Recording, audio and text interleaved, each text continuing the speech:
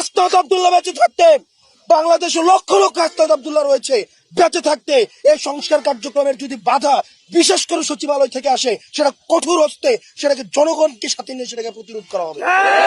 আপনারা এটা ভাববেন না যে আপনাদের বিকল্প নাই। সচিবালয়ের বিষয়টা মানে এখন সচিবালয়েও দেখলাম আন্দোলন হচ্ছে, বিক্ষোভ হচ্ছে, এনবিআর সংস্কারও বাধা দেওয়া হচ্ছে।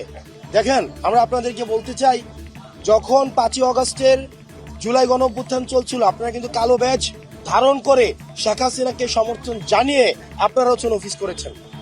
আপনারা কিন্তু এখন আপনারা হচ্ছেন হুমকি দেন যে আপনারা হচ্ছেন অফিস চলতে দিবেন না, আপনারা হচ্ছেন অফিস বন্ধ করে রাখবেন। 5ই আগস্ট কিন্তু আপনাদের এই হিম্মতটা ছিল না যে শেখ হাসিনার চোখে আঙ্গুল দিয়ে শেখ হাসিনার ক্ষমতাকে প্রশ্নবিদ্ধ করে আপনারা কিন্তু তখন কেউ পদত্যাগ করেননি। আপনাদের একজন কর্মকর্তা কর্মচারী বাংলাদেশের স্বাধীনতা পরবর্তী সময়ে আমাদের যদি অসহায় দুর্ভোগের রেজিমেন্ট হিসেবে পরিচিত হয়, সেটা হচ্ছে সচিবালয়, এবং দুর্নীতির আতুরঘর হিসেবে পরিচিত হয়, সেটা হচ্ছে এনবিআর। সেজন্য আপনারা আমার বক্তব্যকে যেভাবে ইচ্ছে সেভাবে ইন্টারপ্রেট করতে পারেন। আমরা জনগণের হয়ে, জনগণের মধ্য থেকে আমরা কথা বলি।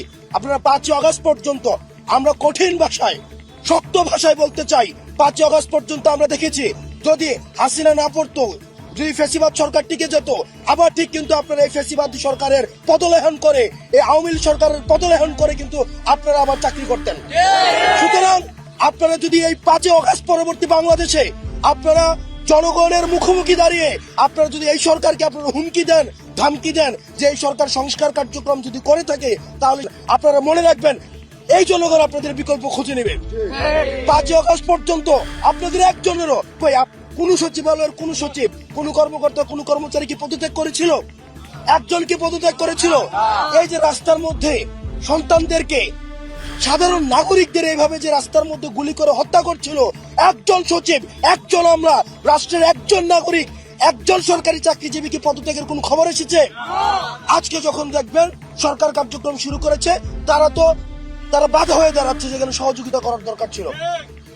আমাদের জীবন থাকতে আমরা স্পষ্ট ভাষায় বলতে চাই, হাসনাত আব্দুল্লাহ বেঁচে থাকতে, বাংলাদেশে লক্ষ লক্ষ হাসনাত আব্দুল্লাহ রয়েছে, বেঁচে থাকতে এই সংস্কার কার্যক্রমের যদি বাধা বিশেষ করে সচিবালয় থেকে আসে, সেটা কঠোর হস্তে সেটাকে জনগণকে সাথে নিয়ে সেটাকে প্রতিরোধ করা হবে।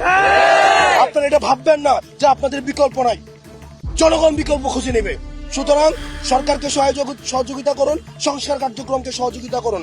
আপনাদের যদি সংস্কার কার্যক্রম নিয়ে কোনো পর্যালোচনা থাকে, কোনো মন্তব্য থাকে, সেটা আপনারা নিজেরা আলোচনার মধ্য দিয়ে সেটা সমাধান করুন। কিন্তু সরকারকে যদি জিম্মি করেন, সেটার পরিস্থিতি ভালো হবে না।